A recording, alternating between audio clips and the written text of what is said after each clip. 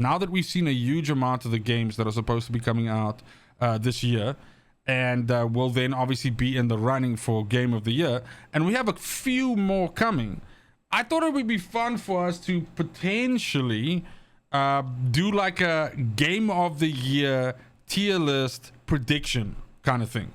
And I've created the whole fucking, you know, the setup for it, obviously, and everything, and I figured we'd do it together. We'd see if we have some agreements on which games we think are going to do well from a Game of the Year perspective, which ones we think kind of like, you know, were hit or miss, which ones didn't make it. But at the same time, I want to say before we start this whole thing off, this is obviously my fucking list, and your list might be different, but in the end, like, you know, before you lose your fucking mind because of how I rate something, like, let me just say, why you mad? It's only game, okay? So don't worry about the shit too much. Also, by the way, I want to say it's possible that I might not have a game on this list, some indie shit that you played that I was not fucking aware of, okay? And so that's also too fucking bad, okay? so we're just gonna have to roll with the fucking punches on that one. My list supersedes your list. Well, your list supersedes my list in your mind. So, you know, see how that works? Okay, cool. So we're gonna go. Let me figure out probably something like this. I think this is the way that we're gonna set this up. And now the other thing, I know that I'm throwing up a lot of like, in case of this and in case of this and in case of this kind of situations, but also just obviously bear in mind that some of the games that we're going to be talking about here are games that are yet to come out. Okay, so that's also like a problem, right? That we have to you know, contend with, and for those cases we would probably, you know, guess, you know, our best guess, you know. Fuck me, I just saw you mention like Final Fantasy. Do I have dude, I might actually not have Final Fantasy in this list, which is the first epic fail, right? Is that the case? Do I not have Final Fantasy in this fucking list? I might actually have to quickly just edit this bitch and add Final Fantasy in. A few moments later. So it's gonna be kind of like alphabetic in a way. So we might hit like a lot of like the really good ones at the start, obviously. But yeah, we're just gonna go right ahead and start it off from the top. I'm not gonna cherry pick out of the list, and then yeah, as mentioned. Okay, so let me also just explain my rating system here quickly. So obviously the very bottom we have stank. What? And that's if something is just, you know, not even it's a game that came out this year, it was fucking terrible, and so therefore it shouldn't be considered for the list at all. Then nothing special is kind of like mid, you know. So I know that we're not leaving a lot of headroom here for like a game that was, let's say for example, like semi decent but, you know, not that great. And that's what I mean by nothing special. Like it's and once I throw some games into this category, you guys will understand what I mean by that. But the point is, like, it's a good game, it's a functional game, but it's just more of the same. There's, you know, nothing great there, nothing amazing there, and you walk away from it like a little while later and it's like, you know, whatever. So Close is stuff that, you know, for one or two faults would have been a contender for potentially being considered for a Game of the Year. Did Midnight Suns come out this year? Fuck. Midnight Suns was at the end of last year, so it is what it is. Okay. Then, so as mentioned, So Close is something that's almost in contention. Then potential Game of the Year is where I would like to put the finalists, right? And then winner is where I am going to predict what I think wins Game of the Year. So there will only be one thing inside the winner category. All right, so we're gonna start right off with Alan Wake. Okay, Alan Wake 2. So funnily enough, they just released like an 8-minute gameplay trailer or something like that, which I actually also wanted to watch on stream tonight. But Alan Wake 2, from what I can see, all right, Alan Wake 2 is going very much in a survival horror kind of direction. So it's almost like becoming a cross between Alan Wake and Resident Evil. And if that is true, if that is accurate, even if it's only a portion of the game, like if one portion of the game is the surreal survival, fucking avoid ghost shit and everything like that, and then the other thing is like Resident Evil style, pick up items, all that shit, and, you know, like fight against monsters, everything like that. Dude, I am fucking sold. I like the Alan Wake universe. I don't think Remedy make bad games. Even though some of the games are not as good for me as some of other, you know, Remedy's stable. I thought Control was a fantastic fucking game. And Control was one of those games that when I went back and played it, you know, the second time, months after it came out, I fucking loved it even more. So it grows on you, right? It's a grower, not a shower. So for me, Alan Wake 2 is potentially Game of the Year. Now, the only fucking issue, right, is that Alan Wake 2 is going to be a pure story-based game that, you know, it's one and done kind of thing. And sometimes those kinds of games do well, and sometimes they don't. Comparably, we can say something like, I don't know, God of War, right? But the problem is God of War has like New Game Plus and things like that. So sometimes this makes the game rate higher for people, things like that. But I think that there is a place in the Game of the Year for like an extremely strong narrative-driven story-based game. And if there is one of those games in the final list, Alan Wake 2 is a good chance of being that game. So definitely potential, you know, GOAT.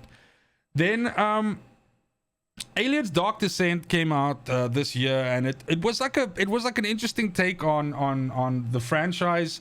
I think probably one of the nicest renditions of like that universe in a game that I've seen in a long time. I like the idea of like how you control your squad and you essentially move the entire squad while providing backup to your units. It was like an interesting way of like merging something like XCOM with, I don't know, this will be far too old a game for possibly some of you, but like Syndicate, I don't know if you remember this from back in the day.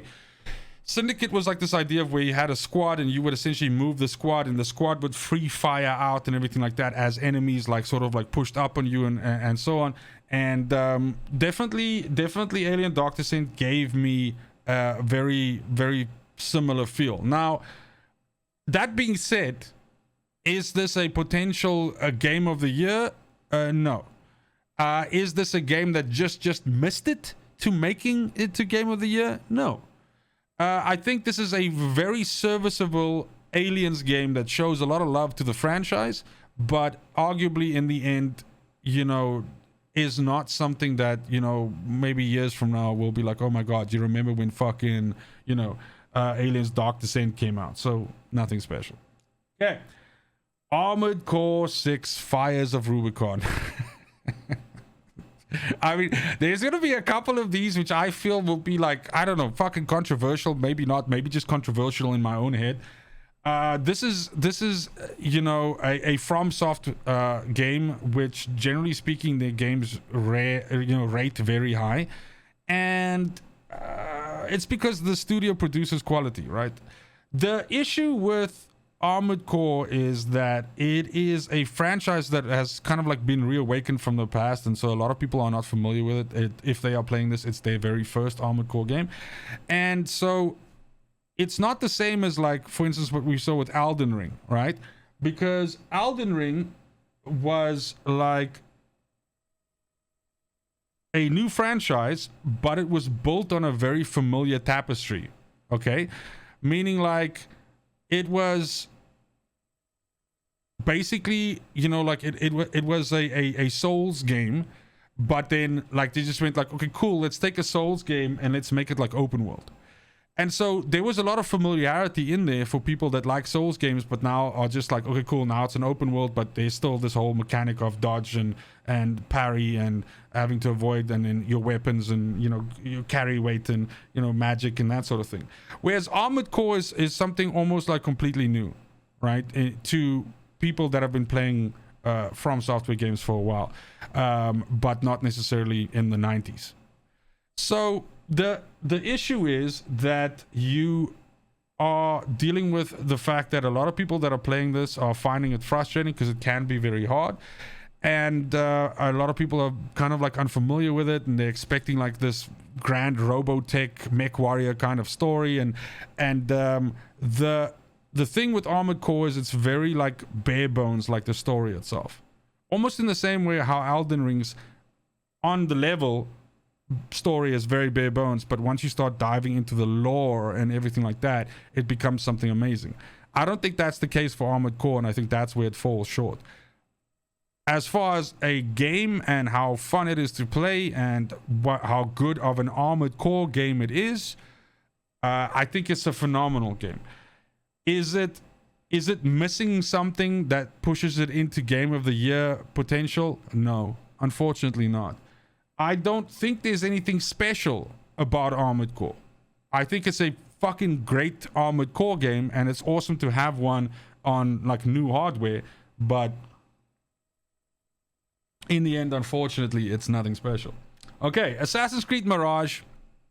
Haven't played it. My prediction, obviously, is that this will be nothing special. I'm not going to say too much about it. Some of these games I'll talk more about, some of them I won't. I'm not going to fucking drill your ears off, talking about something that I know nothing about. But I don't think Assassin's Creed Mirage has anything special going for it.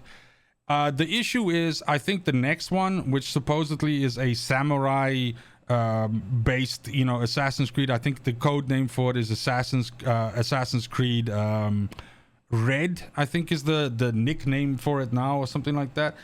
But I think we might need to wait until that Assassin's Creed comes out, until we see some new flavor being injected into this franchise. I think Assassin's Creed Mirage is going to repeat a lot of the staples, some of the stuff that we've recently seen in the Assassin's Creed games, and it's just gonna dial it up to like 9,000 because it's Ubisoft, and obviously they have so many fucking fetch quests and do this and climb this tower and fucking unlock this thing and everything. So just a shit ton of busy work and stuff for you to do. That just might be Assassin's Creed for the rest of eternity, right? But yeah, again, I don't think anything special. And I think like the whole Assassin's Creed franchise as a whole has probably fucking like peaked, in my opinion. So that's why. I mean, even if it's a fucking good game, right? I don't think it's gonna be a fucking Game of the Year. So it is what it is. Atlas Fallen. So Atlas Fallen came out. It was a game that I kind of like had on my radar because it looked for me a lot like Darksiders. The art style, the movement, everything like that, the idea of the game, like it's kind of like a not open world. I think open world gets thrown around too much, right? Too much. So it's kind of like a semi-open world Metroidvania kind of vibe, right? And the problem with it is the little that I've played of it, I'm sure that there's a game there that once you put a couple of hours into it, you can possibly get invested into, and then inevitably you kind of like just have that Stockholm syndrome where you have to fucking finish it now. So you ride it out all the way till the end. But I think that Atlas Fallen, I think the control is not great, and in games like this the control needs to feel. Something that I always enjoyed about the Darksiders games is that your protagonist in Darksiders games felt heavy because he was swinging these big fucking swords and shit, and yeah, it's just big dude in armor, everything like that. And I'm specifically talking about Darksiders 1 and 2 now. Just the movement matched the model, and it just felt like slow and methodical and just really powerful and heavy and everything. And then you look at something like Atlas Fallen, which has got this phenomenal fucking like sand skating kind of vibe, right? And then the actual combat is, in my opinion, super lackluster. So yeah, so unfortunately, now do I think that it stank? See, this is the thing, and I also reserve the right to, as I drop some stuff into these categories, I might reshuffle them depending on what I throw next into those categories. But I think like how I feel about Atlas Fallen is some games I will buy and I'll play it and I'll return it and I'll be like, no, fuck this shit. And to me, that's like a stank game, right? Where some games I'll buy and I'll play it and I'll be like, you know, if I'm willing to spend the time on this, I'll probably walk away from this feeling like some of this money was well spent. And then those games I don't return because I do feel like the studio tried to give me a product that I ended up, you know,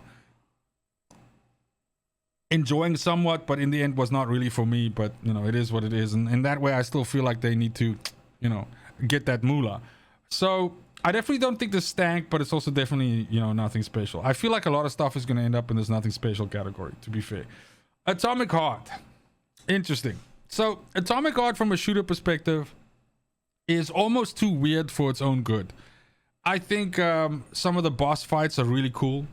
I think the guns are cool. But there's a lot of stuff about this game that I really did not enjoy, like the fact that something that I enjoy in games like this is that you're able to like complete the map from one side to the other. What I mean by this is like you're like, okay, cool, I spawn on the left side of the map, I'm moving towards the right, I'm playing stealthy, I'm killing everything, I'm being methodical, I'm moving through it, and then almost like when you reach the other side, you're like, okay, cool, I spent like a couple of hours like playing this, I've killed like everything, and I searched all the bunkers and everything like that.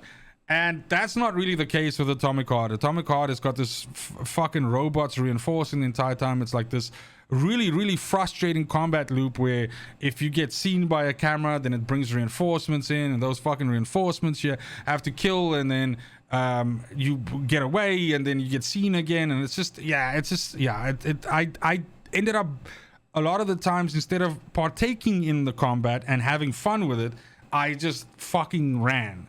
And that kind of like defeats the purpose for me of this, right? I do think, however, like I like the boss encounters and everything like that. So again, Atomic Heart, is it close to being a game of the year or a potential game of the year? No.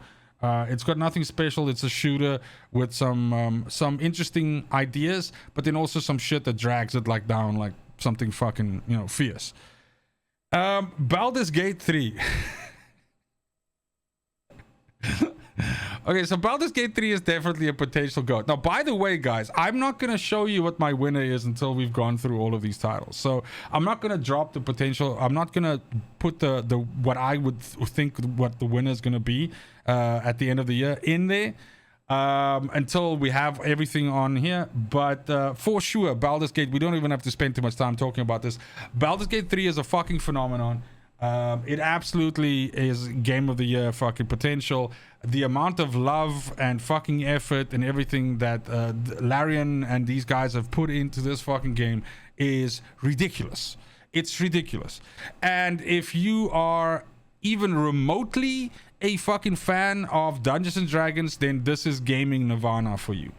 And then even if you're not a fan of it, and this is the first time that you're even coming into touch with what fucking, you know, a Dungeons and Dragons game or universe or anything like that is, this shit will still blow your fucking socks off. So it's just really, really good. It's in a weird way, it's like a game that's gonna be for like the longest time. It's gonna become this measuring stick for game development, I think. You can already see like the discourse and stuff online. People are like, oh my god, other fucking developers are scared because they're not going to be able to make as good quality games as that. I think that's a bit fucking hyperbolic, but yeah. I definitely think you have to acknowledge the fucking 800-pound fucking gorilla in the room for sure. Okay, Starfield next. Starfield is a funny one, right? I definitely don't think Starfield's going to win Game of the Year. I also don't think it's Game of the Year material. And the reason why I say that is because I enjoy playing This is going to sound weird. I enjoy playing Starfield, but I don't think it's a good game. And I know that's the fucking weirdest, stupidest shit that anybody can say, but legitimately that's how I feel. Like I enjoy when the Bethesda recipe works, it works. And the Bethesda recipe is massive open world, tons of busy work, just going around and fucking basically just, you know, choose how you want to play just the main story, get lost in the side content, do all this other weird shit, play the game for 60 hours without ever even attempting to fucking start the main campaign of the game. All of these things that I said now is true about Starfield. The point is that the game, from a technical perspective, has issues. It has bugs with, you know, enemies getting stuck in walls and T-posing and weird shit happening and stuff not working, and there's weird bugs in the game, like every time you change your ship, it takes the entire inventory of the ship and dumps it into your fucking your store box on the ship, which is this really fucking boring ass fucking thing that you have to deal with every time. Like, if you just change the fucking paint on a ship, it moves every single cup and pen and fucking gun and armor piece on your ship into the storage of that ship. So every time you change something, you need to go and take that shit out and go fucking sell it. It's fucking terrible. It's got a bad fucking UI. It's like, a lot of the times, especially if you're trying to do like a lot of stuff, like if you're trying to get something from a box, then take it to a vendor, then go sell it, then go from that vendor and buy something and take it back to your ship, and then take your ship and go somewhere else and then go buy something, you're gonna have like death by load screen. It's literally, load screen's gonna fucking kill you. So I don't think it's a stank game. I don't think it's close to being a game. It's just, there's nothing. This is a Bethesda game dialed up to 11. Right? That's it. It's a Bethesda game that basically takes everything that we liked about Skyrim and just, you know, multiplies it by 4. But is it a game that I already have like 60, 70 hours on? Yes. Is it a game that I will probably play for another 60, 70, maybe even more hours? Yes. Because some of the stuff inside the game is compelling and it's fun. But that does not necessarily translate into it being a good game. I mean, I hope you guys understand that. Blasphemous 2. So Blasphemous 2 is a side-scroller combat Metroidvania. Kind of like the reason why I made sure to include this one into the list is because I played this on my Steam Deck while I was in the hospital with Olivia and my son being born. And I really enjoyed it. I thought it was really good. It's not up there with the likes of Hollow Knight and stuff like that, because that's like kind of like the genre of game that it is. It's not, in my mind, it's not that good. Obviously, I think Hollow Knight is a fucking sick fucking game. It's amazing, right? But I do, however, want to, you know, recognize it for what it is. And it was just, you know, I haven't finished it yet, obviously, but it's the art style is really awesome. It's gory. It's fucking awesome. The combat's cool. I like the weapons. There's a lot of stuff to do. And in typical Metroidvania, you know, just when you think like you don't know what the fuck you're supposed to do, you turn around and, you know, you go back and you open up a whole new area and there's a new boss and it's just, you know, good shit.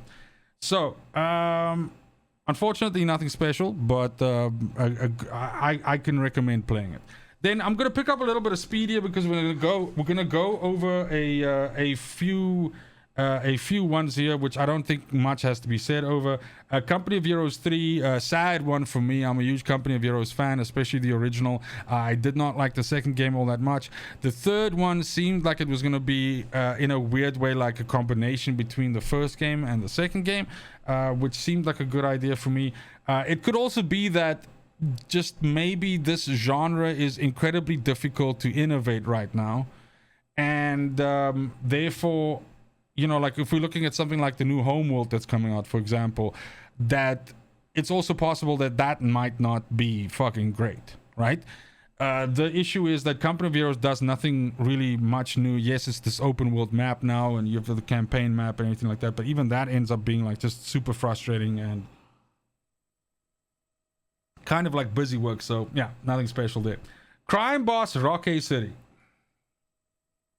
Dude, I don't believe in fucking beating up on something just for the sake of it, but this was fucking, I always knew it was going to be terrible, and it was fucking terrible.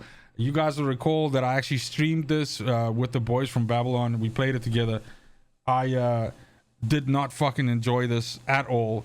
It's like a really bad Payday, right? But obviously then having all of these stars and shit thrown at it. But yeah, just over the top, really. Ugh. Yeah. Anyway, enough about that. Okay, so then we have Phantom Liberty, and this is of course the expansion. Now, something that's funny, right, is in this list we're going to see a bunch of expansions, and maybe not that many expansions, but we're going to see a couple of reboots and remakes. Now, traditionally, those games don't make it into Game of the Year. It's just how it is. They can be as fucking good as they want to be. They're not going to be like a Game of the Year, and it's just, I don't know. I don't know. You guys, please, in chat, fucking correct me if I'm wrong, but I don't ever recall a remake or an expansion or something like that actually winning like a Game of the Year, or for that very, matter, even being like nominated. I could be wrong, and it also, I suppose, depends on what your definition of a remake and an expansion is, but yeah, I don't think so. But be that as it may, I think Phantom Liberty is going to be a good experience.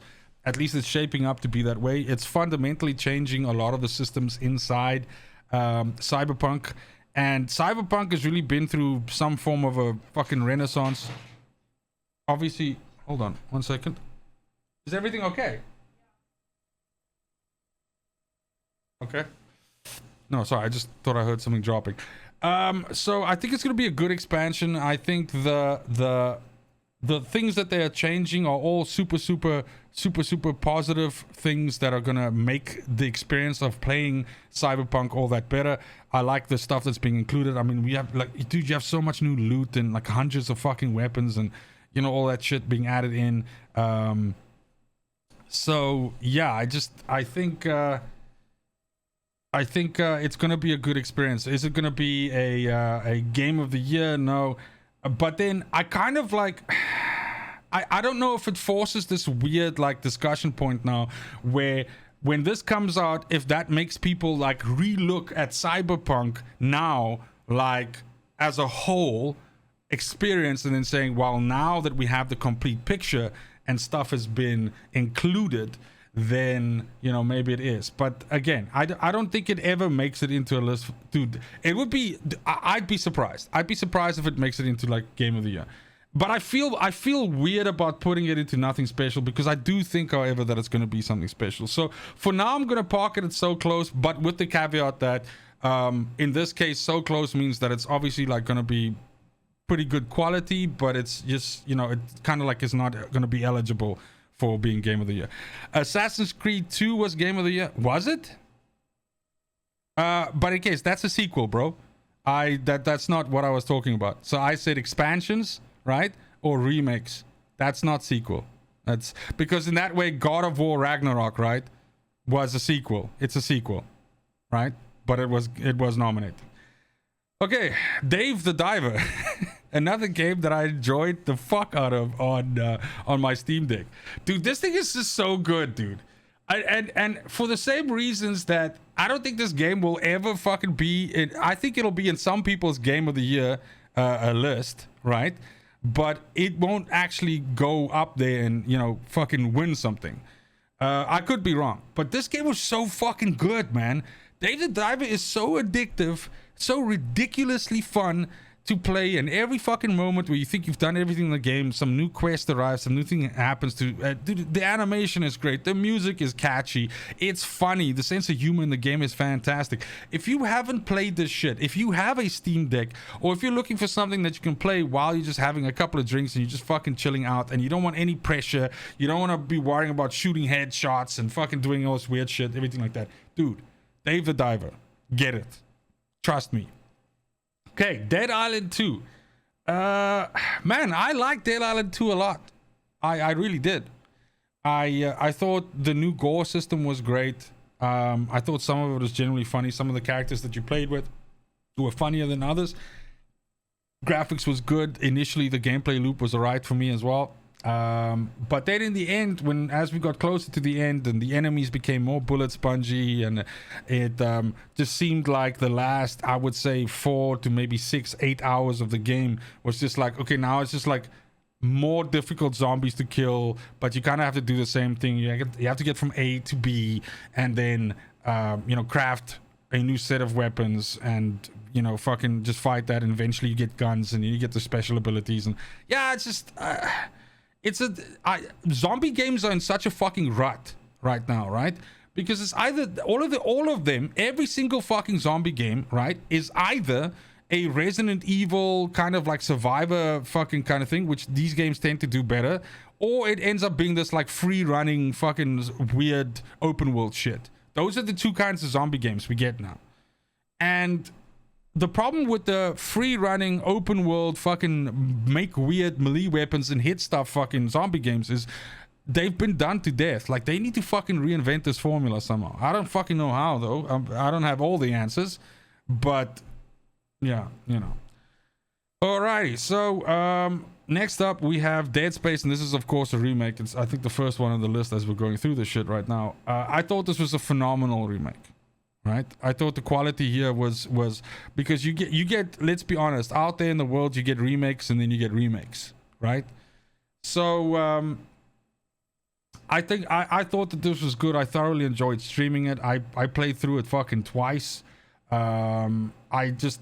It had been such a, and I think when it comes to some remakes, right, I think time matters. I think enough time had passed between us playing a Dead Space game, whether it was 1, 2, 3, or fucking, you know, any of them, right, to playing the remake, that we had forgotten enough about the game, that there was enough member berries and just fun there for us that it felt almost in a weird way like a new experience.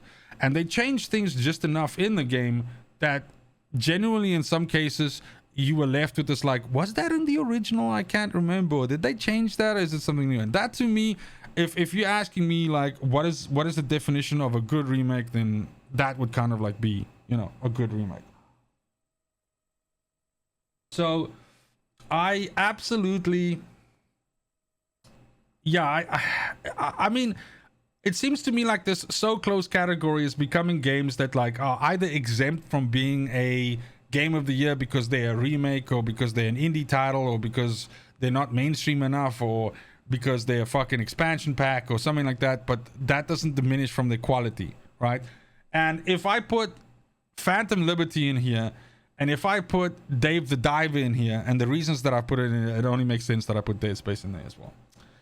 Alrighty, Destiny 2 Lightfall, fucking mid as fuck, nothing special there. I mean, it's more Destiny, right? Only in my mind, like, the least compelling story of in the Destiny universe for me yet.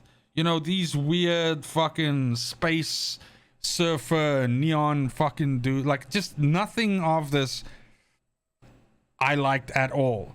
I didn't like the campaign. I ended up hanging around for maybe like a month to 6 weeks after the campaign came out, and I did a couple of the, you know, the fucking the loops and everything like that, the new stuff that was added in, and it was just, I mean, it's more Destiny. So the point is, if you are someone that plays Destiny daily, which there's tons of people that do that, then you'll of course be playing this, and buying this and playing it would be a no-brainer, right?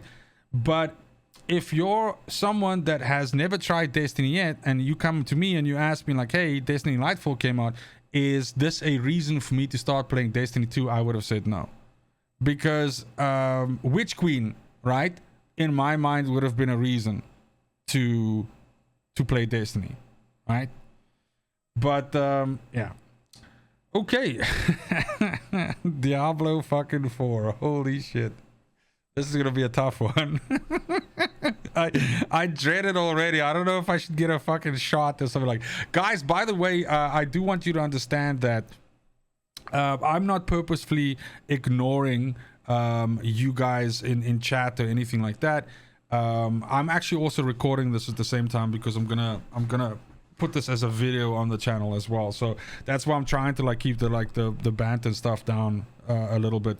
Obviously, once I finish the list and everything like that, and actually maybe you know what, fuck it, let me just actually start incorporating some of this in here, because I do want you guys to also feel like you're a part of this. So that being said, Diablo 4 is a tough one for me, okay?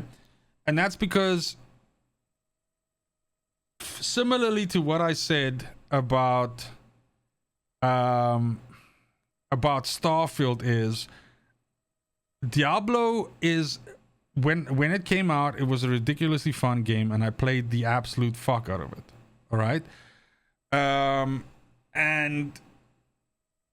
then it kind of just fell off for me, to the point now where I find no reason whatsoever to compel myself to, you know, fucking like, you know, turn it on and play it.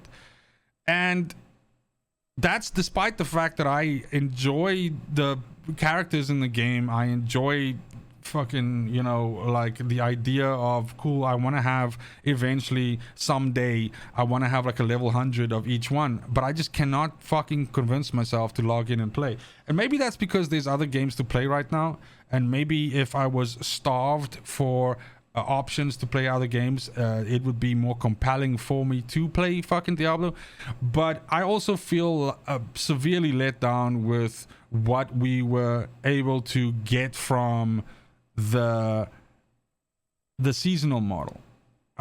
Couple that with the fact that like there was a whole bunch of like weird missteps with nerfing things and everything like that, and of course the team has taken like huge fucking steps to like, you know, come back to the party, and you know, and there's another patch that came out tonight that is now increasing, you know, XP gain from like, I think it's 8% to 25% or something like that on this seasonal shit.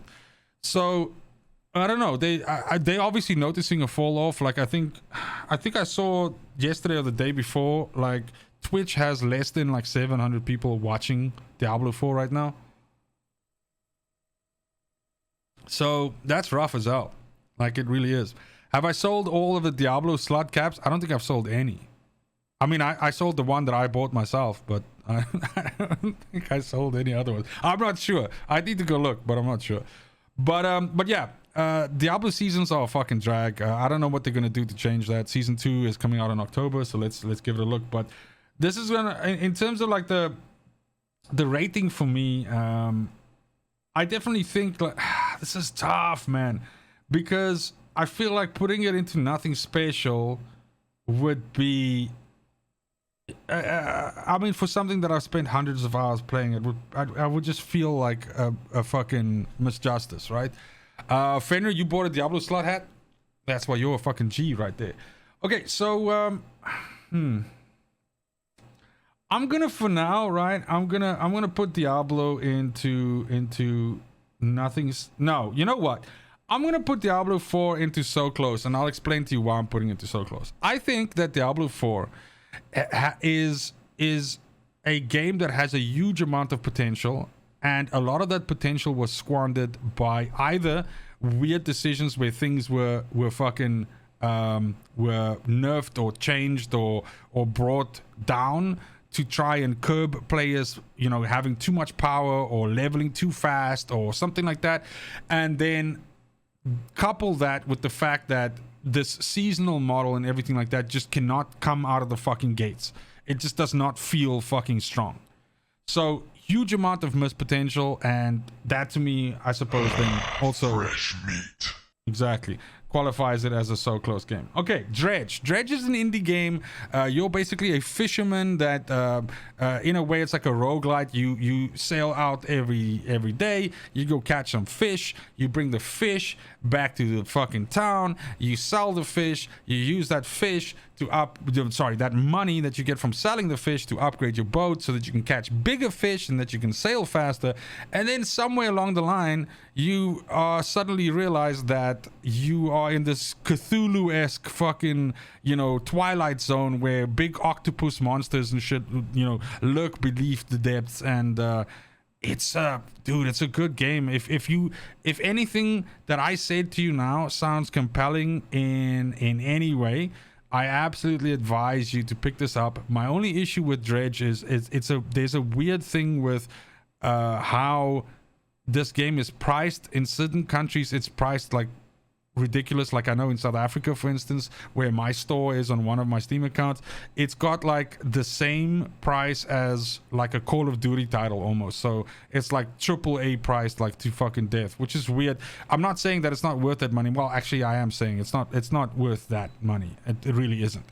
But as an indie game with a really good fucking story and a compelling gameplay loop, it is phenomenal. So if you could pick it up for a little bit less, or if you're in one of those countries where you're not affected by this weird fucking price boosting that's happening in the Steam store, then get it.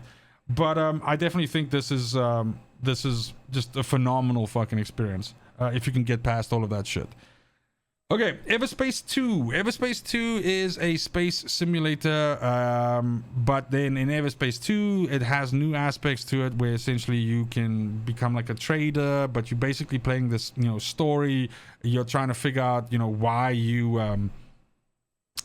you should, why you are where you are. It's kind of like not a fish out of water, but almost like what's the word I'm looking, like a Jason Bourne-esque kind of thing. Like you don't know why you are where you are, and you're trying to figure that out, and you're building up allies along the way, and you're buying new ships and everything, and the control is fucking fantastic, and the combat's really cool and everything, and it's a lot of fun.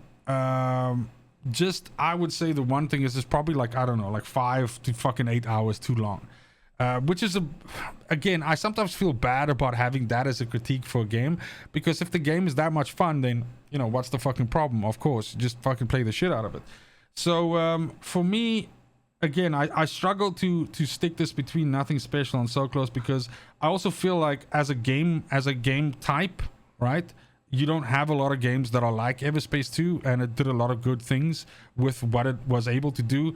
And so I kind of want to, for the same reason that I would put something like Dredge in here, I would put Everspace 2 as well. Okay, Exoprimal. Exoprimal is a new Capcom game that came out this year. Essentially what it is it's you like big fucking mechs fighting against dinosaurs that come through a portal. It's very much a game that's way more about the multiplayer aspect of it than it is about the single player. It does have a campaign of sorts, and it does have a story as much as any fucking Capcom game has a story, which means like it's fucking ridiculous. But I would say for me the big letdown of Exoprimal was the fact that it felt like this game that was just always trying to shoehorn you into playing with randoms, and some people have a lot of fun with that, and some people want to rather go off and do their own thing. The thing with Exoprimal that concerns me is because it has this model where you have this having to play co-op with other people, and it's these servers that are hosted, and you do these different missions and events and stuff like that, and they've been doing a lot of stuff since.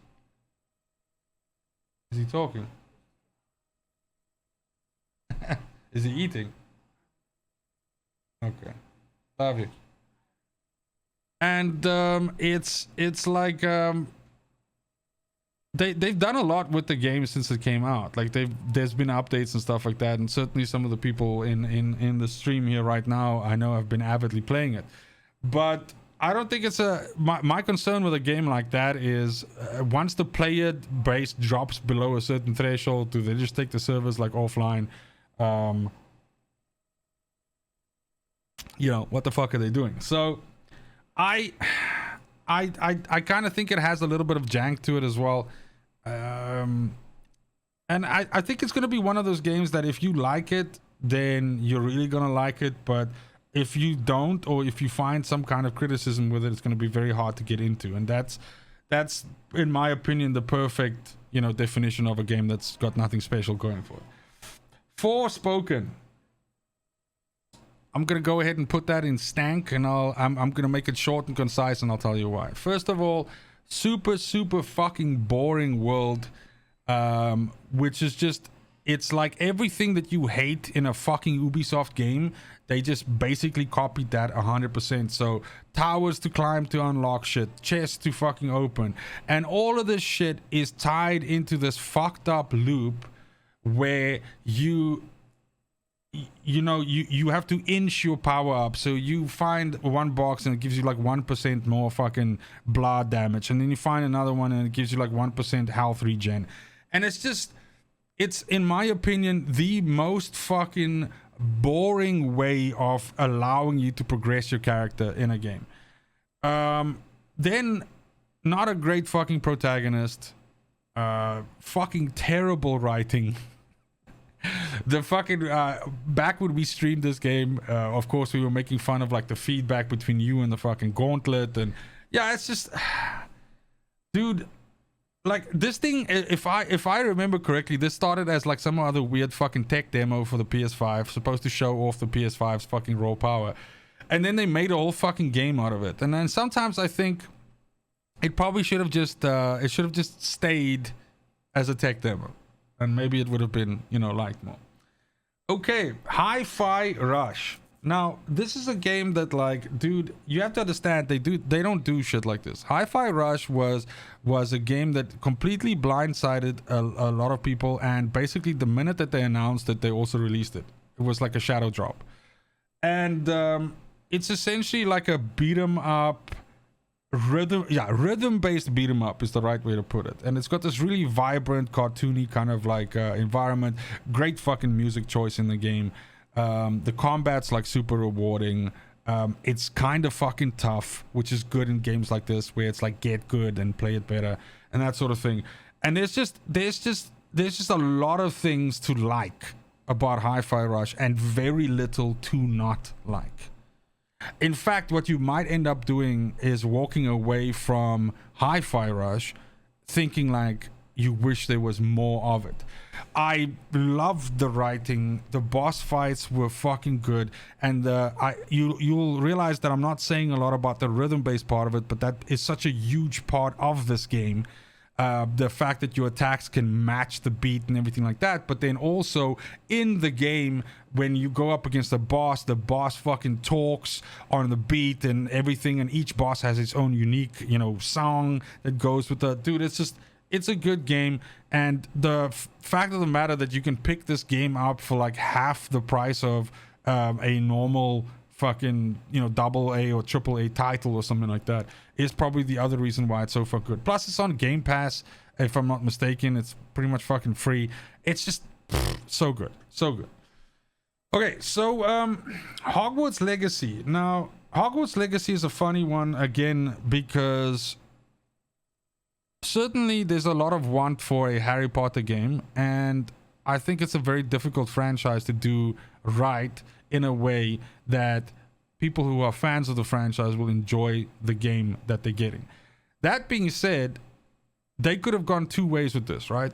They could have had a fucking Harry Potter game where you actually play through the movies and you play as maybe like a side character, but Harry Potter is running around and all that stuff and everything. And there are a bunch of Harry Potter games like that, by the way. But this is certainly something that they could have done, because you tap into that whole market of like people like, oh my god, there's fucking Hermione Granger and all, you know, all this shit, and you can like fucking see this, right? But luckily they ended up with this game not doing that, right? So they ended up crafting a game that exists within this universe but has its own story, and a fairly decent one at that, to be honest, and just does a whole bunch of its own world building using the familiar things that we know from the books and we know from the movies, but giving you an opportunity to essentially create your own part in it. Then unfortunately, after those first, you know, let's say 8 to 10 hours wear off, you realize, oh fuck, this is a Ubisoft game, meaning like there's towers I need to travel to and shit I need to cover, and then I need to pick up scrolls and I need to do the stuff. And yes, you don't actually have to do any of those things. That's something that I have to also mention. Nobody's putting a gun against your head going, you better go pick up these fucking 10 scrolls and climb on those 2 towers and all that shit. They're not. But the point is, if you don't do any of the side activities in games like this, you end up realizing that it's a game that's like gets mentioned that it's a 60, 70, 80 hour game. But if you don't do any of the shit, you have like an 8 hour or a 12 hour experience on your hands. Which, honestly though, probably is the superior way to play the game, to be fair. I ended up out of all of the zones in Hogwarts, I ended up finishing I think 3 of the zones, and then as I did the 3rd zone, I was like, what the fuck are you doing? This is the shit that you hate. Stop doing this. You don't want to fly from tower to tower and fucking do this shit. Play the and by the time you do the 7th or the 8th area, you're going to be so pissed off at this experience that you're going to end up like not finishing the story of the game. Stop it. play the fucking story of the game, and then after you finish the story of the game, see if you feel like collecting balloons and fucking around and all of that. And lo and behold, as I suspected, after I finished the story of the game, I was like, nope, I'm fucking done. Thank you very much, so long, and thanks for the fish. So in that case, do I think this game is a potential GOAT? Yes. But do I also think that it just barely misses the status? Yes. So for now, and I might change my opinion as we get through this list, but for now, for me, this is a so close. This is a so close. But I do know that a lot of people think that this game is like the highlight of the year, and I'd be very fucking surprised if this doesn't make it into some lists. At the very least, dude, this has a lot of potential for even just like, guys, like the fucking music, the score of this game is insane. It is so faithful to the source material and so fucking good that even I'm not a fucking fan of it, but like, greatness recognizes greatness, and even on the merits of that, it can get like sound design, it can get nominated for that, right? But that's not game of the year. Okay, I need to speed up, my drink's getting empty. All right, so Immortals of Avium, fucking nothing special. This is like a fucking almost like a VR based or at least VR looking first person shooter, magic 'em up kind of game. It's a new IP. I think the idea here is that they want to start an entire brand new franchise off the back of this shit. I don't think that's gonna happen. I don't think it's done very well, and I played it like maybe 3 hours of it, did not enjoy it at all, and I just didn't find it interesting or anything like that. It's like the problem with shooters or games like this these days is that if it's a brand new IP, the amount of fucking legwork that a game like this has to do to lift itself in terms of like the storytelling has to be fantastic, the characters have to be interesting, the voiceover acting and the humor has to land. There's so many hurdles here for a game to fucking fail here because it doesn't work off an established franchise or something. You'd be like, oh, there's my favorite character or something like this. It's brand new shit. And that makes it inherently hard for games like this to find a foothold and to make it. And it can be done. I'm not saying it's an impossible feat, but unfortunately, Immortals did not do it. Lies of P is not out yet. It is out soon though. This is essentially a From Software-esque game where you play the role of Pinocchio and you are basically going up or I don't know if you play the role of Pinocchio, but it's in the realm of Pinocchio and Geppetto. And so a lot of the enemies that you fight in the game is, like this kind of like clockwork fucking puppet controlled like kind of shit. But it's kind of like a weird fucking through the looking glass nightmarish take on this universe, right? So Geppetto's like evil as fuck and Pinocchio and whatever. Like I've played this at several sort of iterations of it. Most recently there was a demo that is actually available still on Steam right now, if I'm not mistaken, that you can try. My biggest concern with games like this, all right, is that the control needs to be tight as fuck, or it needs to be, the jank needs to be in such a way that it almost adds to the identity of the game. And what I mean by this is, like, if you look at a game like Elden Ring, right, arguably Elden Ring's combat is janky as fuck, right?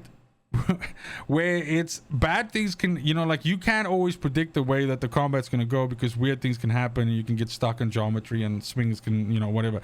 But there's a certain endearing factor to the From Software recipe with those games that in a way, even though there's jank there, it's loved jank. It's much loved. It's much praised jank. Now, Lies of P is not gonna have that, and there's gonna be another game later on in this list that'll have exactly, in fact it's the very next one, it's gonna have exactly the same problem, and that is that if the control ends up being jankier than a From Software game, than like Elden Ring or fucking Dark Souls or something like that, then it's just automatically gonna lose a whole bunch of points for that. Do I think Lies of P is gonna be a potential GOAT? No. Do I think it's gonna be so close?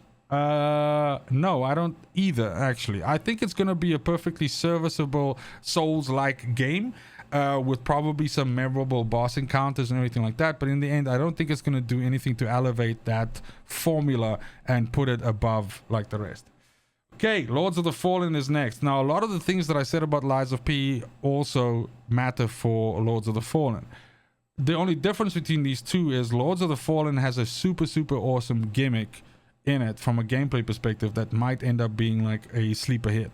And that is that essentially the game, you are... those of you that know the Legacy of Kain games will know that you have like the normal realm and you have like the shadow realm. And the big deal with the Legacy of Kain games was moving in between these realms, because on the one realm there could be like an object that you need in the other one, or in the one realm there's a door you can go through where that door is closed in the other realm. And so you would constantly be switching between the realms to move around and to solve puzzles and everything. And it's one of the reasons why that fucking franchise, why that game was so fucking great. So Lords of the Fallen has that as well. It is a From Software kind of game. It is you know, like that. You run around with a sword and a shield or whatever the fuck, doing some magic. You fight big bosses. It's a roguelite. You can get one tapped by bosses, everything. It's super hard, everything. And then it has this additional 2-realm mechanic on it. And that's why I'm saying, like, even though the combat could be hyper janky in Lords of the Fallen, and it kind of is, this mechanic, this switching between the realms and everything like that, might hit just the right nostalgia factor for people like me that have been hanging around like a fuckhead waiting for a Soul Reaver fucking remake, or some fucking, you know, just please Jesus, bring the franchise back in some way. And this might just scratch that itch. Do I think it's going to be a game of the year or something like that? No, unfortunately not. Again, I think it's going to be perfectly serviceable roguelite. But this additional factor here might just make it kind of, you know, cute. Meet Your Maker is a game where on the surface it seemed like a insanely good idea. What it is you build a base, and you can put traps inside this base, and then you put your base on the internet, and then other people try to invade your base, and if your traps are successful in killing them, then you get upgrade materials, which allows you to buy better stuff for your base and level up your character, and vice versa. You will then try to infiltrate other players' created bases, and if you're successful in doing that, you will also score more gear and everything. And if you die, then obviously they get, you know, XP. Now, the issue that I have with Meet Your Maker is, on paper, this is a fantastic sounding idea, and the very first couple of days of this worked perfectly until players realized that there was a very specific formula to building how you could build a base, which would make it, I wouldn't say nearly impossible, but which would make it like ridiculously difficult to actually get into it, right? And once that happened, literally every single fucking base that you would try to invade would be built to the style, and that was super. It was almost like a fucking meta had formed around it. Of course, a meta had formed around it. I mean, Jesus, it's 2023. So it wasn't great, but as a concept, I think it's pretty good. I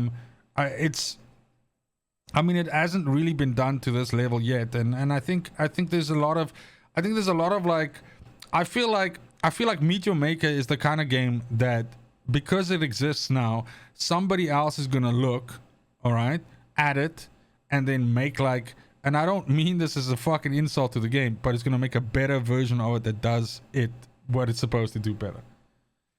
So yeah, unfortunately, I gotta keep it real. All right, then we have Miasma Chronicles. Miasma Chronicles, something that I actually even streamed one night on stream here. It's basically it's like a weird take on an XCOM game in terms of like the way that the combat works, but it's incredibly story driven. And this studio has made like a couple of these, you know, games in this universe, so it's or rather, let me rephrase that. The studio has made a couple of games with this recipe, but each one in its own universe. I think this was a decently fun-ish game, but again, that really didn't do anything to, you know, add anything to this, you know, the type of game or to this kind of experience. So yeah, Mortal Kombat 1. So Mortal Kombat 1, as the name implies, is pretty much a remake, a restart for the Mortal Kombat franchise, which last time I checked, what was the highest Mortal Kombat game? Like fucking 14 or 12 or I don't know. Fucking I know for a fact 10 was there, but I'm sure there was higher than that. The point is, this is a reimagining of the story, so a lot of the stuff has changed. Like for instance, you know, Raiden is a fucking farmer in this, and he's not a Thunder God, or at least he's not a Thunder God yet. Pretty much the entire experience is narratively driven from the perspective of Liu Kang. And it is a NetherRealms Mortal Kombat, of course. Shably, thank you so much. So 11 is the one then, yes. I was off by like a couple. But it is a NetherRealms driven Mortal Kombat, which means that you're going to get this incredibly tight fucking, you know, fighting game. And I'm excited to have it reboot the franchise and for us to be able to get to know these characters kind of like from scratch. The graphic fidelity is through the fucking roof. Some of the fatalities that they've shown have been ridiculous and over the top, of course. And then also, I will just say this, NetherRealms, the way that they do single player campaigns in a fighting game is unparalleled. I'm a huge fan, and I think it's going to be a lot of fun. I don't recall, this is again, I'm looking to my audience to help me out here. I don't recall a fighting game ever being in a Game of the Year list. I don't think so. But I mean, it would have to be, in my opinion, it would probably be so close. There's tons of fighting games to play, but the pedigree that you get from something like this, or from Tekken or Street Fighter, is, you know, obviously apparent and on the face. So I think it's gonna be a good experience. But again, I don't recall, again, off the top of my head, and people are surely, you know, to correct me if that's not the case. I don't think these games have ever been in a Game of the Year list. Call of Duty Modern Warfare 3. I think it's gonna be nothing special. Now, I will mention this, right?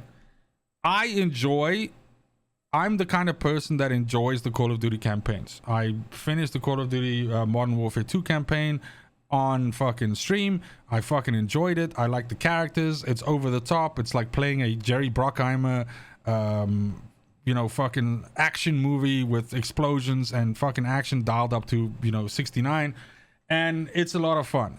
But that's of course one side of the game, right? Then there's the Warzone aspect, and most recently in Modern Warfare 2 we had DMZ, which is something that I thoroughly fucking enjoyed and still do to a degree. And yeah, then, you know, this Modern Warfare 3 will have a zombies fucking mode again. Of course, there's multiplayer. There's a ton of different ways that you can play this fucking game. Do I, however, think that it innovates it in any way? No, I don't. I think Modern Warfare 3 is gonna end up being like the safest Modern Warfare in a while, and that's because Modern Warfare 2 had an insane amount of criticism for changing too many things and wanting to mainstreamize the franchise too much. Famously, they've essentially almost walked back every single thing that made Warzone 2 unique from Warzone 1. And so the problem with that is that you can clearly see that they tried a couple of different things. They tried to innovate. They got massive pushback from the community, who essentially pretty much, I think the average Call of Duty player wants exactly the same fucking game with updated graphics every year, and then they're happy. So in that way, that is why I feel comfortable saying that Modern Warfare 3 is going to be nothing special. If you are the kind of person that plays Call of Duty, and I am, by the way, I'll be picking this up and I'll be playing it, but I'm not going to sit back going like, wow, dude, this really fucking changed the script on me. Like, this is a completely new experience. Okay, so Payday 3, is this out yet? I mean, it's got to be out like in the next couple of days or something like that, if I'm not mistaken. I think it comes out next week or something. But either which way, Payday 3 is a heist-based game. It's It's the game that I compared fucking Crime Boss Rocky City to just now. As far as I'm aware, Payday 2 still to this day remains to be a ridiculously played game that a lot of people are very fond of and everything. And I think it's one of these games that, like, if you have a core group of people to play with, there's a lot of fun to be mined from this experience. But it can also be something that if you... I feel like the Payday games are like a kind of game that oftentimes when we play games, it's like there's no wrong way to play this game, right? And then you realize that, yes, there are some games which are like, there is like a wrong way to play it. And Payday is one of those games like there's a very specific way that you should be playing a game like Payday if you want to actually have a decent experience. If you deviate from this and you try to go, you know, too much against the grain of what the game is trying to do for you or want you to do, then it ends up being like a very bad experience for you. And I generally don't like games like that, and it's for that reason that I don't really think it's fucking awesome. That being said, I think this game, because they sell a lot of like fucking in-game, you know, purchases and stuff like that with this, not DLC but like, you know, fucking app shit, it'll probably do very well financially, I can imagine. I don't know, like they definitely be losing out on, like, if there's not a way to transfer like all your Payday 2 shit into Payday 3. I don't even know if that's like a fucking thing, but yeah, so I don't know. But I think it's gonna be just more fucking Payday. So, you know, if you like Payday, yeehaw, here's a 3 behind instead of a 2. Pikmin 4, this is niche as fuck. I don't know, like, I have a bunch of people in chat here right now. I would be willing to bet that less than fucking 2 of you have played any Pikmin in your life, and I'm willing to take that bet. And if I'm wrong, I'll drink a Jägermeister. But if more than 2 of you can tell me that you've played any fucking Pikmin game in your life, I'll drink a shot of Jägermeister. That being said, Pikmin 4 is I think it's a long-awaited sequel, and again, it's gonna be like, if you're a fan of this franchise, if you're into this shit, then this will be like an auto pickup for you. But if you aren't someone who knows what Pikmin is, there's no compelling reason for you to actually pick up Pikmin. And for that reason, I have to put it in the same list as the Nothing Specials here. Because surely the idea of a game is for you to want to play it. And there's nothing, never mind the fact that it's only on Nintendo, of course, but there's nothing compelling telling you as a player to like, oh my god, dude, go get fucking Pikmin. So if you already enjoyed this franchise, you'll probably pick it up. Otherwise, you'd be like, nope, I'd rather get something else. All right. Redfall. Stank. Again, I don't like beating on a dead fucking horse, so I'm not gonna do that.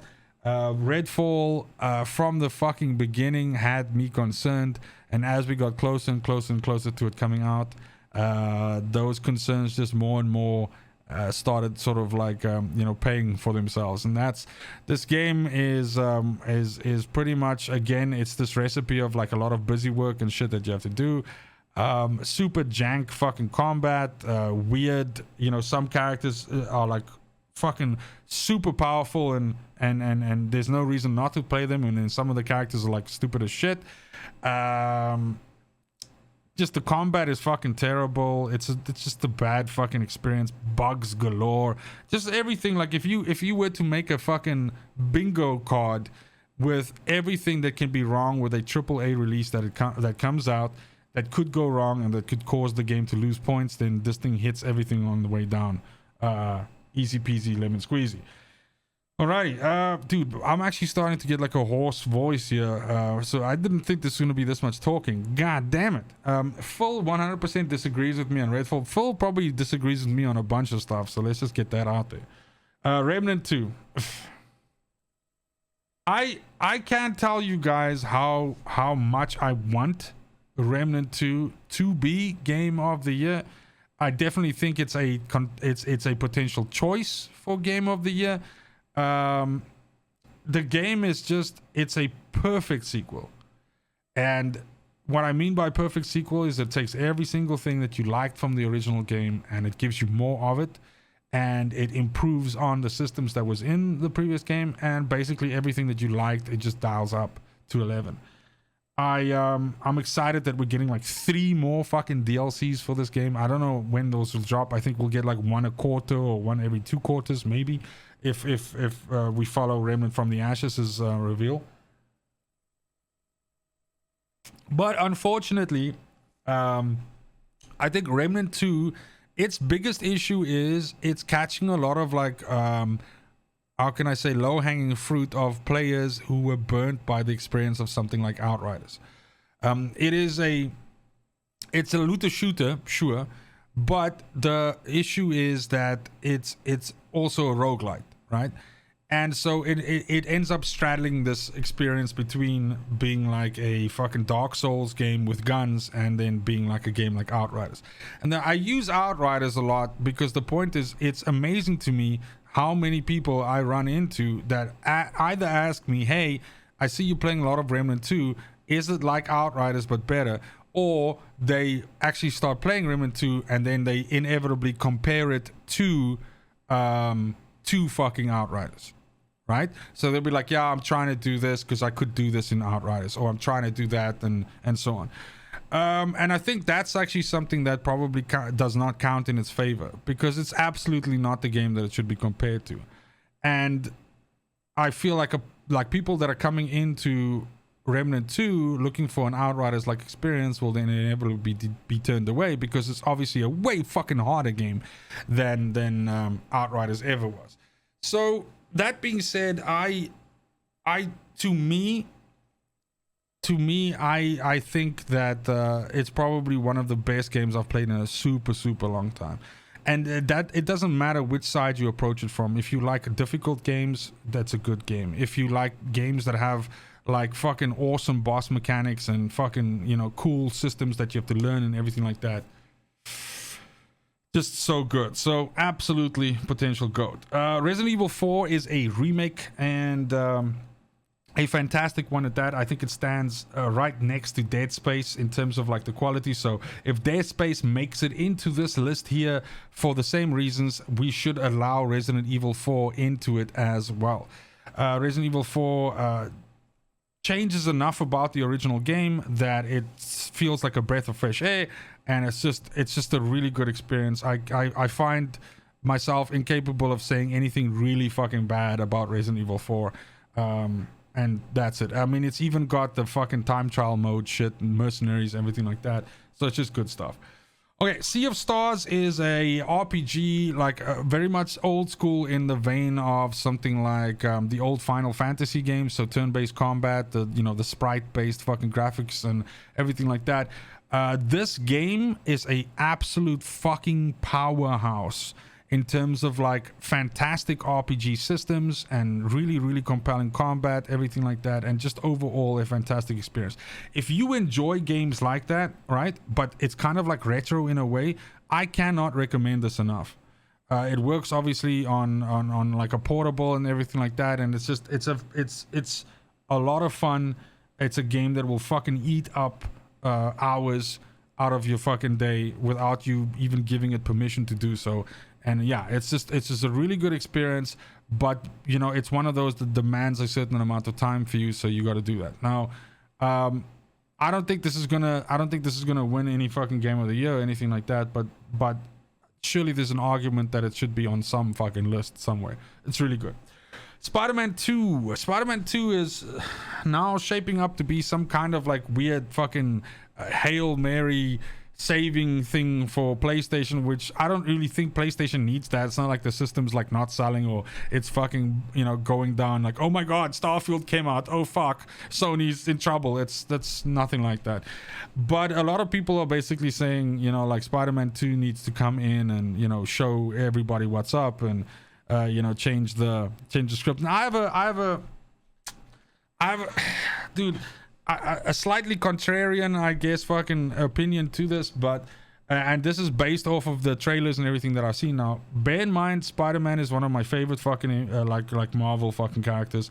I enjoy the Spider-Man's the pantheon of villains that that character has some very interesting villains to play, you know, fight against, and This game is going to have Kraven, which we haven't seen in a lot of games, but it'll also have Venom, which is obviously a fan favorite, and people want to see that motherfucker.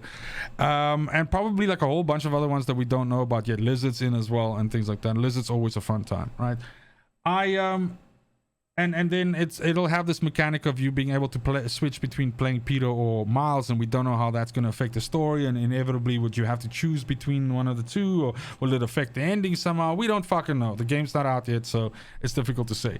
That being said, there's a lot of the systems in this game that will most likely make a reappearance in the sequel, and so a lot of systems in the first one that will most likely make a reappearance in the sequel. And that might end up being a case of that everything that was so awesome and new and fresh and fucking insane about Spider-Man, the first one that came out, is not going to land as fucking hard in the sequel. So it's entirely up to the studio, and this is in the most, how can I say, this is in the best hands to allow for a winning fucking experience here. But there's going to be a lot of things that need to potentially, be spiced up, be changed, and everything like that, to just for me to elevate this above me just saying, well, it kind of feels like an expansion pack to the first game. Again, super fucking crazy shit for me to say without having even touched a controller with this game. So be that as it may, I'm not going to fucking dig a grave for myself any further, because I could very well be fucking 100% wrong about this. But I don't think that we live in a world where this doesn't get considered for Game of the Year, because it's probably going to have a really good fucking story. It's probably going to run like a fucking monster on the PS5, because this is next gen only.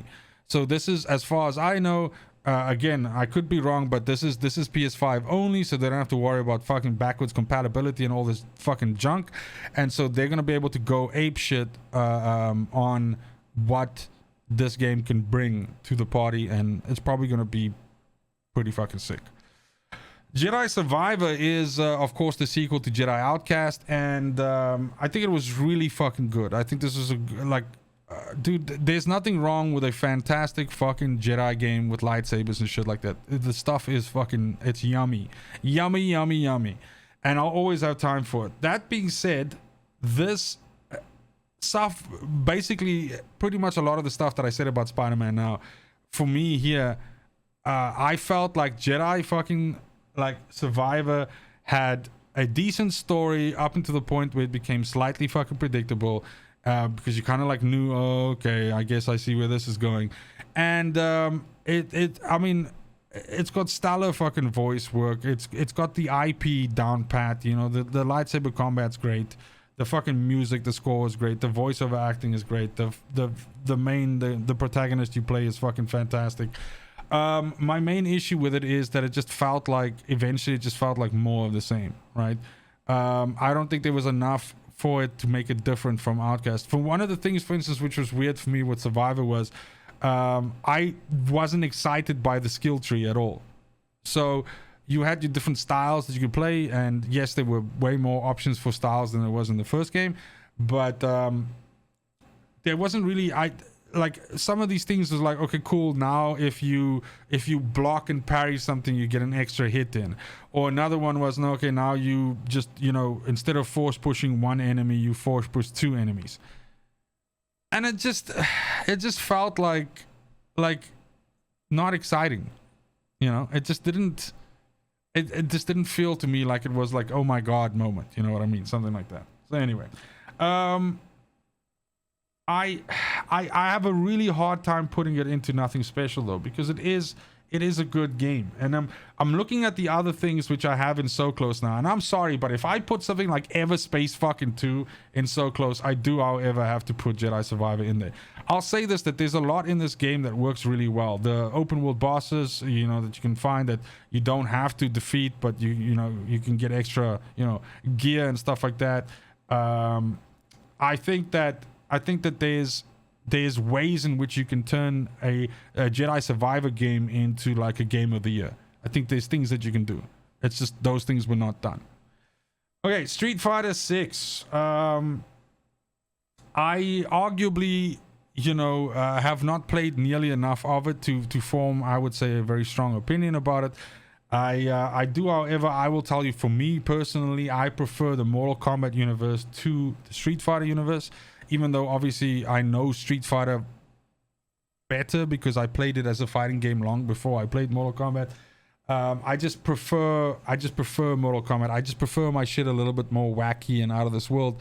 And Street Fighter 6 went a weird way. They have this career mode now where you essentially run around the fucking map and everything like that. It's got a very awesome art style and everything like that. I think it's a very fucking good looking game. And I do also think that Street Fighter 6 has taken massive steps to kind of like almost in a way to sort of like tweak their fighting system. They've tried to innovate this in a way, and it's you can clearly see it. So I do have to give it its flowers. I do have to put it into here. I think if I like Mortal Kombat 1 in the so close category, I also feel like I need to do Street Fighter justice and, you know, also put it in there. System Shock is a remake. I forget the studio's name now, and I feel terrible for doing it because the studio is fucking phenomenal at making remakes. But I think it's look, if you can get over the fact that it is an extremely fucking old game, and so no matter how much you remake this, it is still gonna have the same. It's gonna have that feeling of a ridiculously old game. If you can get past that, System Shock is the precursor to, if it wasn't for System Shock, we wouldn't have things like BioShock or Deus Ex or anything, and in that sort of field.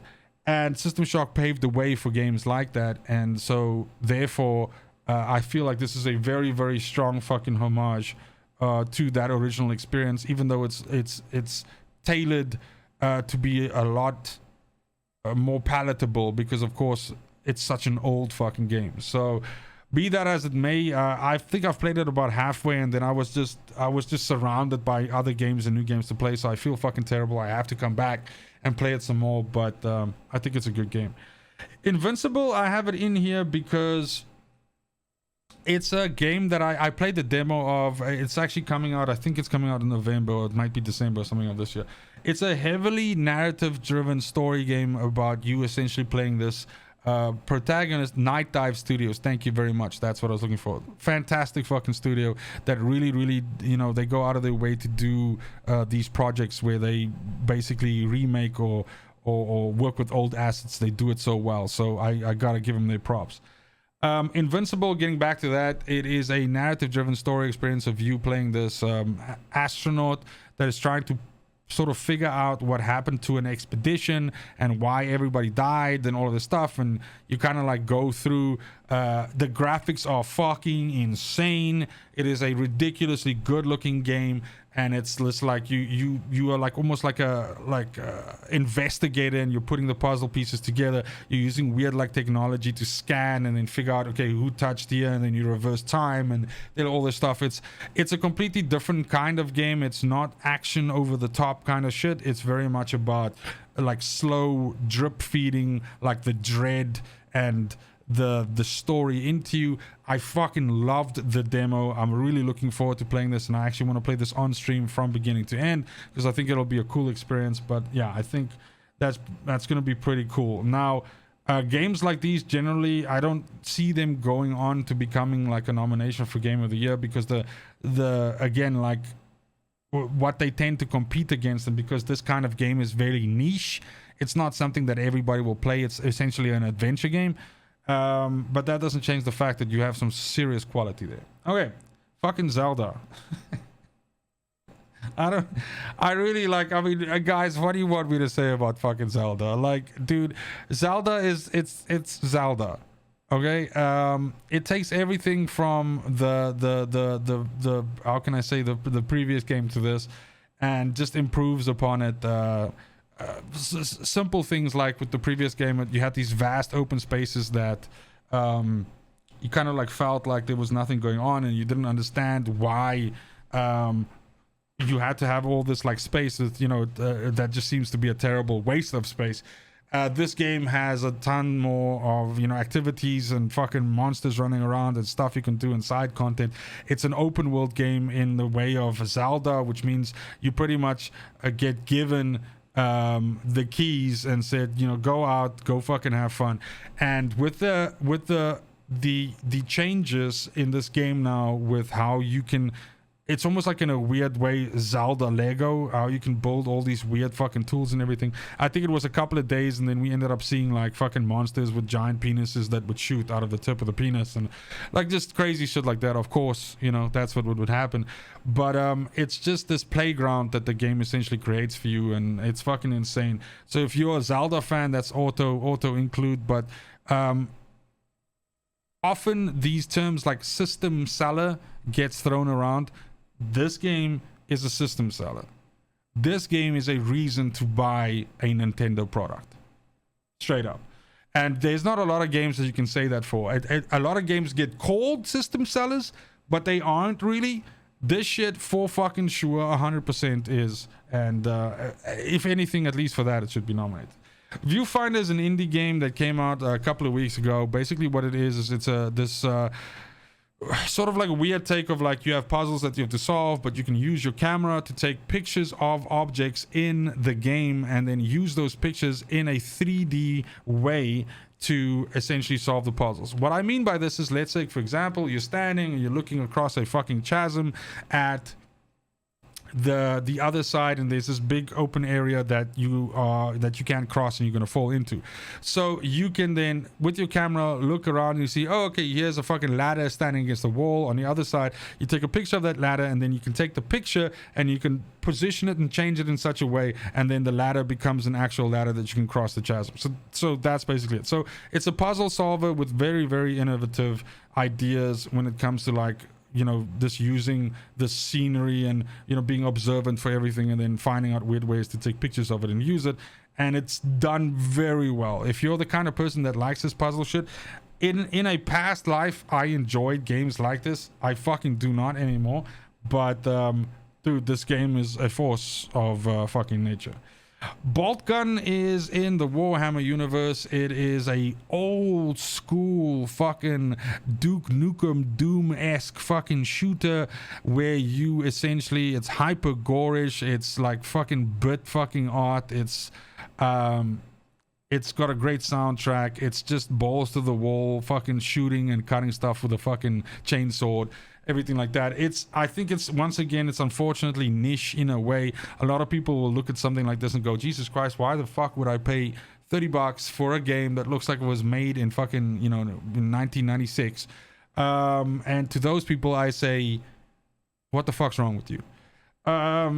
This game is a lot of fun, especially more so even on like a handheld or something like that. If you can play this shit on Steam Deck, you're gonna have a good old time. But yeah, it's personally I believe that the world cannot have enough Warhammer games. So you bring me a Warhammer game, and if it's half fucking decent, I'm gonna sing its praises. But this shit is actually pretty damn sweet. So I will unfortunately put it under nothing special, because the point is this. For what it's trying to do, and that is be a retro experience with fucking over the top fucking electrical guitar music while you cut stuff with a chainsaw and shoot gore monsters and gore explode and everything like that. This has that, but it's not doing anything, like it's not risking anything, it's not taking any weird fucking chances. It's taking that recipe and going like, we're dipping this deep into the fucking Warhammer universe and let's fucking go. So yeah, I have to put it into the nothing special category, but there's a couple of things like Armored Core in this nothing special category as well, which is a game that I thoroughly fucking enjoy. But yeah, this is nothing special. Okay, we got 3 more to go, guys. The end is fucking in sight. We have Wild Hearts, which is it's like a weird guys, help me out. What is the Monster Hunter? It's exactly, sorry, false alarm, you don't have to help me out, I got it. So this is in a weird way like a take on the Monster Hunter franchise, or the recipe, if I could put it that way. It has some really ridiculous, like over the top big fucking bosses and stuff that you have to fight. The control in this game is ass water. I did not enjoy it. I know that there are some people that fiercely defend this and think it's like really cool shit. I fucking do not. And I feel like if you want to, you know, like the worst thing about, like, if you're gonna come for the king, better not miss, right?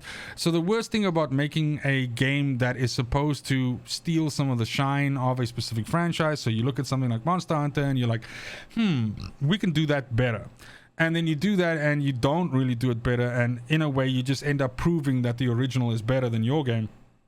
I feel like that's probably not fucking great. Now, is this a stank game? No. I think that it has some redeeming qualities to it, and it's a perfectly serviceable Monster Hunter-esque game. But if you have to choose, if you're standing at a fucking shop and in the left hand you have Monster Hunter and in your right hand you have Wild Hearts, and you haven't played either one of the two and you're looking for the superior experience, you're picking up Monster Hunter. So yeah. Wulong Donglong, Wulong Dynasty is it's like a dude, it's a game that has some DNA in the From Software, like Souls, you know, kind of genre, right? So it is a roguelite, and obviously it has a lot visually in common with something like Sekiro. And then at the same time as well, when you look at this, now my memory is gonna fucking fail me, there's another like samurai fucking Japanese franchise that there's two. There's a sequel to it as well. Fuck, I forget the game now. If you guys can remind me in chat. But the point is that this is like an amalgamation of all of those things, and it has some really interesting combat. I played it on stream I think twice. I played it a little bit offline as well. Kind of like fell off for me because I think I ended up playing something else. It's got all of the things. Neo, that's it. Thank you so much. I appreciate you, Robert. You were first. This is kind of like the way more difficult Neo in a way, right? And the point is that, again, because this is trying to be like Sekiro, trying to be like a From Software game, but also trying to have the loot variation and all of the weird sort of like Neo-esque things. It doesn't in my opinion really win all that much on both of those. I really enjoyed Neo 1. I actually enjoyed Neo 2 a lot. Neo 1 for me will kind of like always be superior because, again, it was the first one that I experienced like that. And Wulong was like a good game in that genre. Some great bosses, everything like that. Obviously difficult if you like difficult games. There is some difficulty here. You have to be good at, you know, parrying and countering and staggering and fucking jumping and fucking whatnot. But in the end, just didn't do anything for me to innovate it. Then we get to Final Fantasy 16, and Final Fantasy 16 is the odd one because I know of this game and I know what a fucking powerhouse it is, and I know how popular this game is for people, but it is a game that I haven't played yet. So I have to judge it based on the feedback that people have given me, but also in my mind, the picture that I formed about this. And to me, I absolutely feel like Final Fantasy 16 will be considered in Game of the Year lists. Will it make it in my Game of the Year list? Possibly, but I'd have to play it first, right? And hopefully I get to do that before the end of this year. Otherwise, this might be a game that I end up playing fucking next year.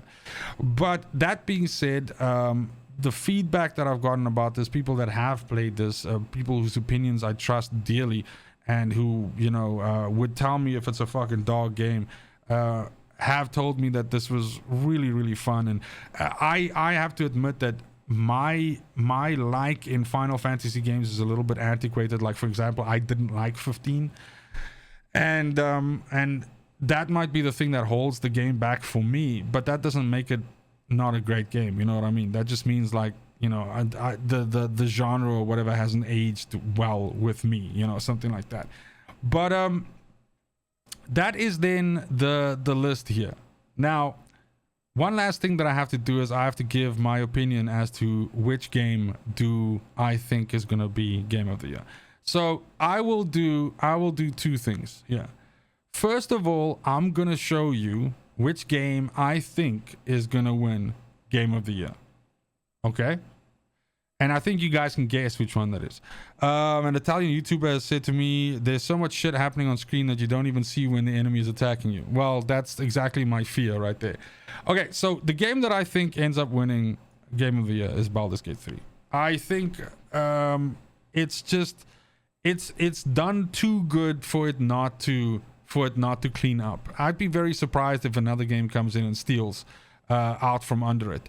And the reason why I pick it above something like Spider-Man or above fucking Zelda or above Final Fantasy is because it, first of all, what it launched on. So like Final Fantasy is only on PlayStation, Zelda is only on Nintendo. So Baldur's Gate is available obviously more broadly, so more people can play it. It's on console as well as on PC, but also just because I think that the age of, you guys have to remember the game of the years, right? They're voted for. Yes, there's an audience portion of it, but it's also voted for by review houses and studios. Sorry, not studios. Review houses and people that review games for a living, right? And those people, the median age of those people are all people that fondly remember games like Baldur's Gate, Baldur's Gate 2, and just might also just be Dungeons and Dragons fans and everything like that. Because what you have to remember about Baldur's Gate is that it touches on a lot of different aspects, right? It's not just that it's a Baldur's Gate game, but it's Dungeons and Dragons. There's cosplay in there. There's people that, you know, LARP this shit and they just like it just for the idea of it, that it's a Dungeons and Dragons game. They don't necessarily have to even want to fucking play it. But it's also the fact that it's a really quality product. They whenever somebody says to me like early access is bullshit and it's just a way to fucking milk money out of fucking people and to give them an inferior product and to run away with the fucking bag and all that shit, anytime somebody says that to me, I point them towards fucking Baldur's Gate 3, which was in early access for like forever, and it only did the game justice. It only did good. And that's why I think that it'll end up winning Game of the Year. Now, which game do I want to win Game of the Year? I would like Remnant to win Game of the Year.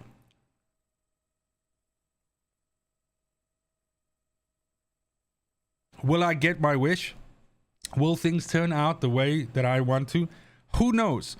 What a fucking crazy, fucking weird ass upset would it be if Remnant 2, which out of these 6 games that are in those 2 rows at the top here, Remnant 2 is by far the game that has the least possible chance of winning, but in a weird way has almost one of the most deserving spots. And I'm saying all of these games deserve to win. All of these games deserve to win. But Remnant 2 is really, really, really special. And I think for that reason, it absolutely should win.